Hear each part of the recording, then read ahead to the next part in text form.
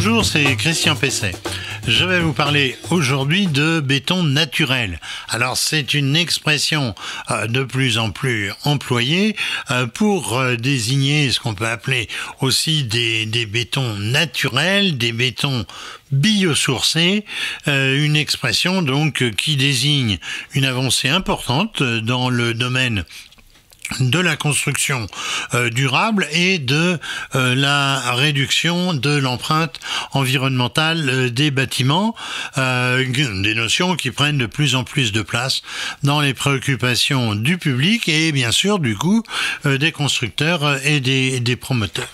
Alors ces bétons, ils utilisent évidemment un liant hydraulique, classiquement du ciment ou de la chaux, c'est une tendance aussi qui se développe, parfois d'ailleurs les deux, ça devient pratiquement un béton bâtard, on pourrait dire.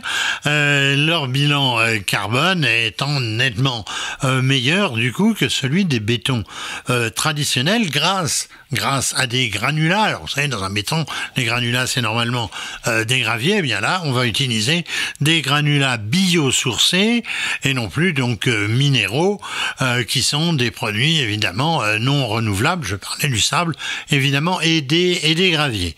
Alors ils sont remplacés par des produits qui viennent de la biomasse végétale tels que alors le bois, une partie du chanvre, ce qu'on appelle le chènevotte, le liège, le lin, le colza, la paille de riz, et on utilise même la fibre résiduelle du broyage de la canne à sucre, et puis aussi une plante dédiée, un peu miracle, le miscanthus, ou herbe à éléphant, également appelée eulalie, ou roseau de Chine. Et il y a plusieurs appellations.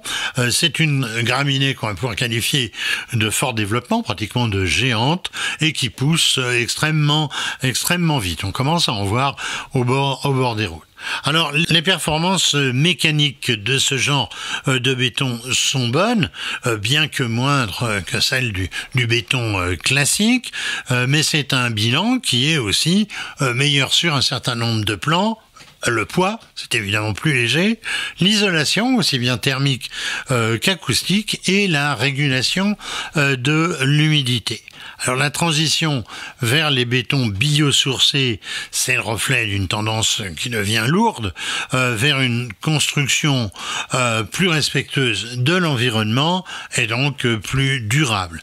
Il reste bien sûr des défis techniques encore à résoudre, à relever, mais l'adoption progressive de ce béton qu'on va qualifier de naturel, eh bien ce béton, il évolue de façon progressive mais tout à fait intéressante, et ça évidemment ça favorise la recherche, ça favorise l'innovation et la création d'un secteur de la construction qu'on va qualifier de plus responsable. À la prochaine fois.